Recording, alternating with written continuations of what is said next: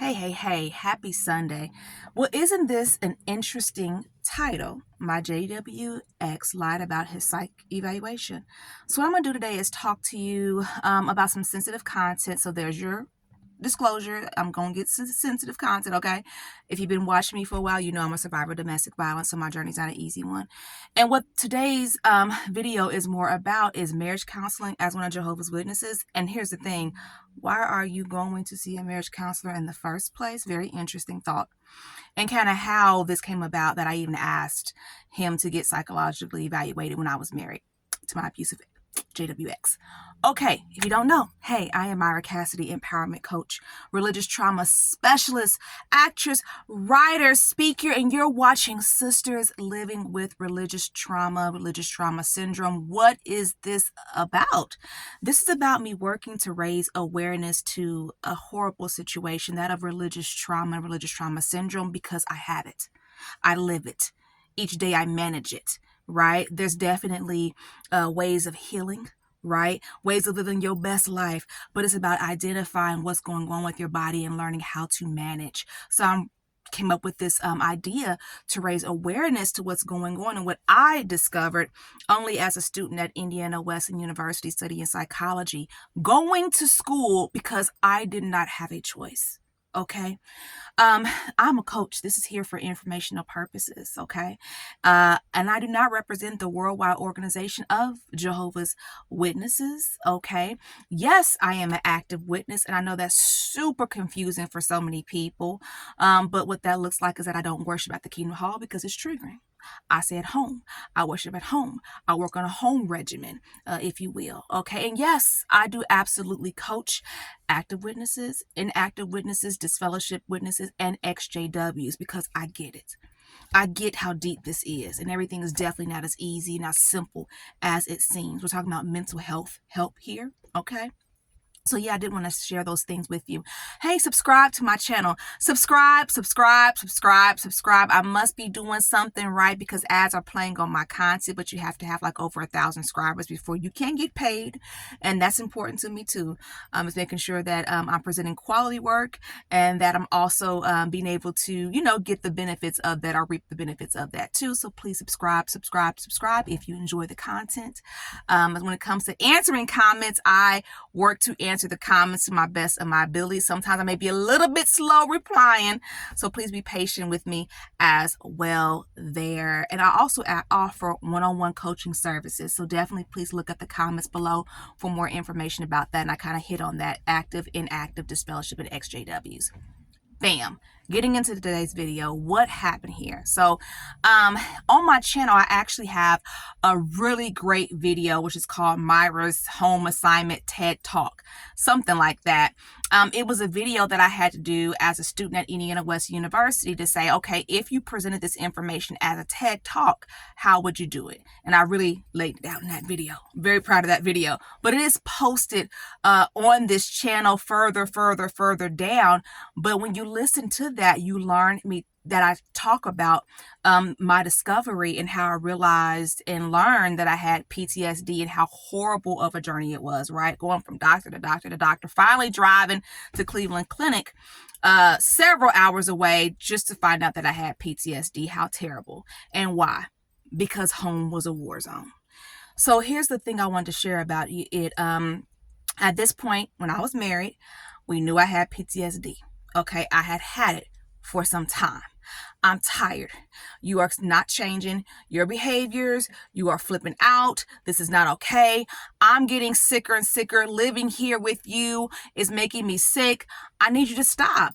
So at a certain point, I had filed for divorce and I backed up off of it. And one of the reasons why was because there was an individual that I had spoken to who was like at my job, whatever.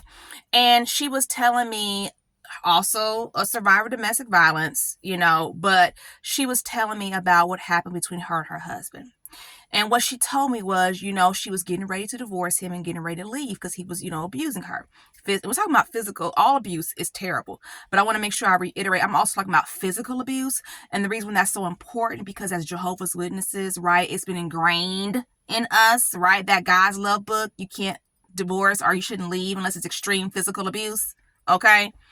All right. And what is extreme physical abuse? I ask you. Okay. But that was the teaching, whatever. So she explained to me that she was getting ready to divorce her husband, and she gave him an ultimatum, like, I'm going to leave you and divorce you unless you go get a psychological evaluation, because I know something's going on here. And you know what? In my mind, this worldly man agreed to it.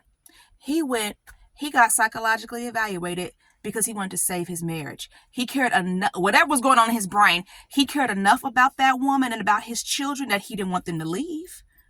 He got tested, and then it came back. She was telling me that he was bipolar, he had all this other stuff going on. So then she told him, okay, look, I'm going to hang in here with you for 2 years. You got 2 years to pull it together. You better stay on your medication and do everything you're supposed to do, or I'm leaving. I'm done. And that was what she was telling me. So I took that in the moment, right? Because I was married in the moment, as a lesson, right? And I said to myself, I would hate to divorce him and then find out, go through all of this, right?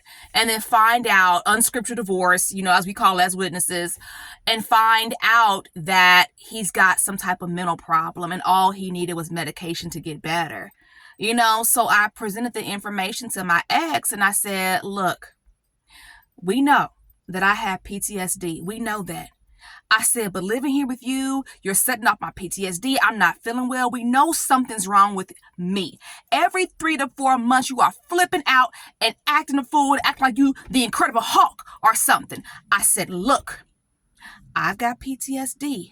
Now, what's wrong with you? You got to go get tested. And you know what? He agreed. But see, here's the thing. He agreed to go talk to the doctor and get psychologically tested. The day that he went to the doctor, he came home, right? And it's like midday afternoon. And I'm like, okay, well, how did it go at the doctor? Well, he just said we need marriage counseling. And I was like, the doctor told you that we just need marriage counseling. Yet you are dressed like you just left the gym. So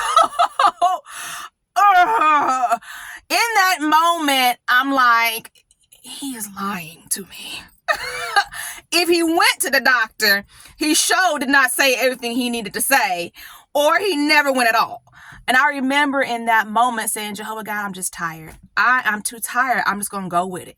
So he said, okay, the doctor said we need marriage counseling. Okay, so then I go and I'm like, fine, we'll go to marriage counseling. The whole thing about this was I'm not going to tell you about the first time we went to marriage counseling because it was multiple times. What I did was I purposely looked for a Black male therapist because I felt like he needs mentorship. I felt like the elders are not mentoring him. I feel like they're pouring into encouraging him to be an abuser because they refuse to make him accountable for any of the things that I've told them about before. He gets to do the accounts. He gets to do all this stuff. He's the electrician for the Kingdom Hall. All these things. I'm like, he needs mentorship. So fine, I'm going to find him a Black therapist and we can go see a Black therapist so he can get mentorship. And I thought about it at that moment, like there's a possibility they're going to gang up on me. But I'm going to trust. So I went and found a Black therapist for us to see, a marriage therapist. We had only had like 3 or 4 sessions. I really believe it's 3. But about the second session, okay, oh my goodness, he pulled us into the rooms like separately. I'm talking to him first, then I'm talk to you. So he pulls my ex in the room because to talk about our marriage problems separately so he can try to mediate. All of a sudden, I hear through the door, you know what I'm saying, man? And I hear the therapist saying, all right, man. And I go, you should have, oh my God, I was so shocked. I was like, okay, they are absolutely budding it up. I said, wait till I get in this room and tell him what's really going on. So then it was my turn. We go in the room and I tell him everything about all of the domestic violence, about being pregnant and dragged down the stairs. And this therapist is looking like he's getting ready to break down and cry. Like he is holding back tears. And I'm like, because you was just in here laughing it up with your boy. Okay. But here's the thing. This is where it gets real, real dangerous. Marriage counseling is never what you do when domestic violence is involved. It is no, it is never what you do when domestic violence is involved. No, it's batterers intervention programs. And remember, when an abuser agrees to go to a batterers intervention program, which is usually 24 months, the behavior still may not even change. So what was so dangerous and disturbing about this is the fact that right then when I told that therapist that I was a victim of domestic violence and how bad it was, he was supposed to know that it was unsafe for him just to let me go back into that situation without being trained, without preparing, right? I've heard stories of individuals who, really, really good for them, right? They went into the same situation and that therapist was trained and knew, I'm gonna have to help her. No, it wasn't like that. I went on home with him. We had like another, I believe it was just 3 sessions. It was like 3 or 4, definitely no more than 4. And literally we were having our marriage counseling sessions on Thursdays.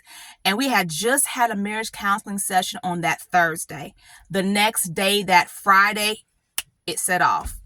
And he flipped out again. And that was the last straw. That was the last straw. I'm like, I'm done. So marriage counseling that is not what needs to take place in domestic violence at all. Okay. And mind you, always, it's so dangerous, the situation you are putting yourself into, right? And that was always my challenging thing, was trying to determine, what do I do? Do I listen? Because I was going to batterers intervention, domestic violence women counseling services on and off throughout the marriage. It was always so hard to decide who I listen to. Them or the elders. It was so much confusion. And it's so sad. So the lessons that I want to share today is, remember this: God hates abuse. Excuse me, that's against God's law. God hates domestic violence. God hates abuse, and it is not worth dying for. You can lose your life. Okay. Number 2, marriage counseling is not the way you handle domestic violence, but even such, this is what I have an issue with. Wanting mentorship at the Kingdom Hall, like marriage mentorship, should be a right. Right? Because that is what I wanted. So many times in the marriage, I had asked him, and I'm not talking about the shady couple that studied with us when we first got married. I kept asking him for a mature spiritual couple to study with us. And he would say to me, there is no one. There is no one. We would get into these arguments like, we need a couple to study with. There is no one. So then why are we at this Kingdom Hall? If you're going to tell me that there's no elder and his wife that we can study with, then why are we at this Kingdom Hall? And he would tell me, well, who do you want? Pick somebody. I'm like, you're right. There is nobody. So we don't need to be here. And it's a shame, because that's the same hall he goes to now with his new wife. And another thing about it was, I was trying to ask him if we could move halls. Why are we telling these elders any of our business if we can't even trust them to mentor us as a couple in the first place?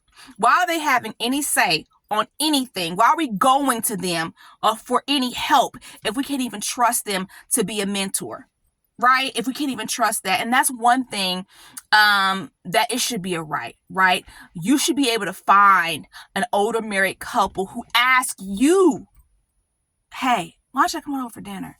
Not to say that nobody does, but in our experience, it wasn't like that. Now, the older couples are supposed to be able to see with discernment the difficulties in the younger couples, and not to mention that I was telling the elders what was going on, right? We were having shepherding calls, so there were people who knew, there were elders who knew. So at what point do you ask your wife, hey, even if you can't say what's going on, let's have them over for dinner?